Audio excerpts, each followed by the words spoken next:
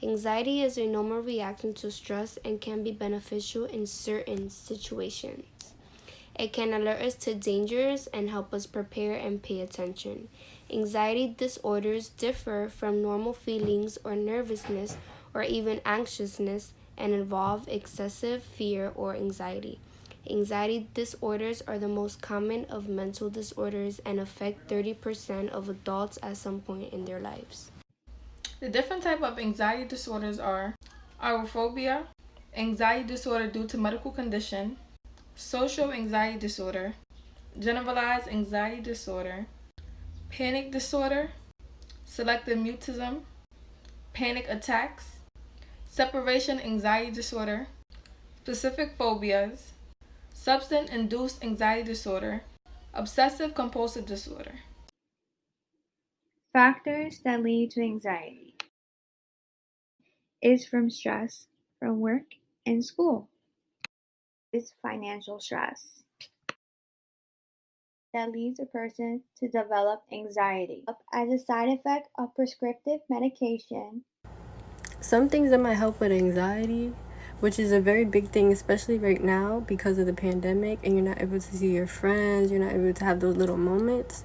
Some things that might help for certain people might be going out and playing basketball, doing things that you love, going out to get your nails done, going out to get your hair done, having a self-care day, read your favorite book, watch your favorite movie, just things that give you a sense of a comfortable state, or being around people that make you feel comfortable, being around people that make you feel like inevitable. Focus on things that work for you. Those are the best parts and the best things to do when coping with anxiety.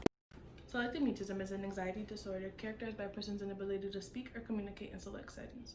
It's a condition not many people are aware of. One of my best friends is selectively mute, and it's not a matter of her choosing to be selectively mute, it's just the way anxiety manifests itself in her. And it could be the way your anxiety manifests itself in you or someone you love. Some people might think of anxiety as just a simple feeling of worry. They say anxiety is the sign of personal weakness. They think that people with anxiety can just snap out of it. They say that anxiety is not an actual medical condition. They say everyone gets stressed out, it's normal, but in reality, anxiety is the feeling of excessive stress and worry. Anxiety is a real medical condition. One of the challenges facing anxiety is the lack of resources. According to the National Council for Behavioral Health, the demand for mental health services is stronger than ever, with nearly 6 in 10 or 56% of Americans seeking or wanting to seek mental health services either for themselves or for a loved one. These individuals are more likely to be younger and of lower income families, with the root of the problem being lack of access or the ability to find care. 42% of the population saw cost and poor insurance coverage as the top barriers for accessing mental health care. Some symptoms of anxiety include increased heart rate, breathing rapidly, difficulty controlling worry, having a sense of impending doom, trembling, sweating, and trouble sleeping. And anxiety affects physical health. Anxiety attacks can increase the risk of heart disease, heart attack, and stroke. Anxiety can also cause high blood pressure. People with anxiety are 6 times more likely to develop asthma. Also, and anxiety can also cause insomnia. When dealing with someone that suffers from anxiety, make sure to avoid using statements like, "I can't believe you're getting upset over such a small thing," or "it's not a big deal," as these words can belittle their experiences. Forcing them to do something they're scared of can trigger an anxiety attack. Instead, you can educate yourself on finding ways to help your loved one. You can also assist and support them in getting help. Visit psychologytoday.com to find different breathing techniques for anxiety. Anxiety can affect physical health just as much as it can affect social health. Social health can be defined as our ability to interact and create meaningful relationships with others. If your anxiety interferes with your work, relationships, brings you suicidal thoughts, or is ever too difficult to control, you should definitely speak to a doctor or talk to a healthcare professional. When it came to just being around people, I didn't want to be around anybody, and it affected me.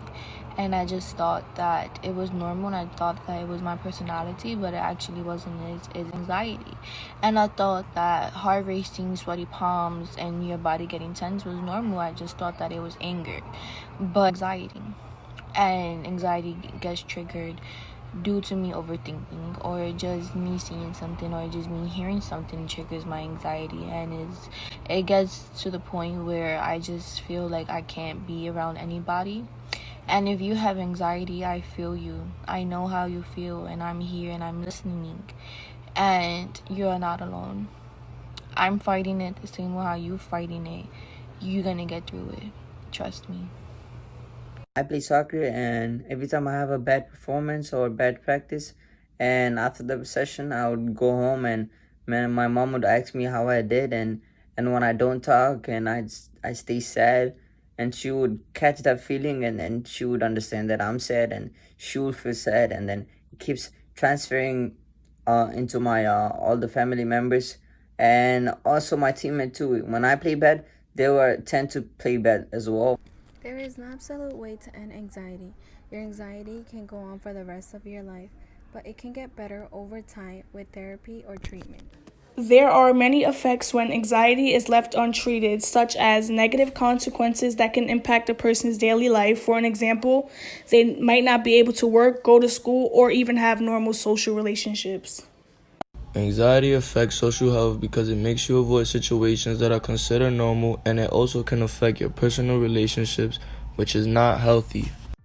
National prevalence data indicates that nearly 40 million people in the United States experience an anxiety disorder in any given year.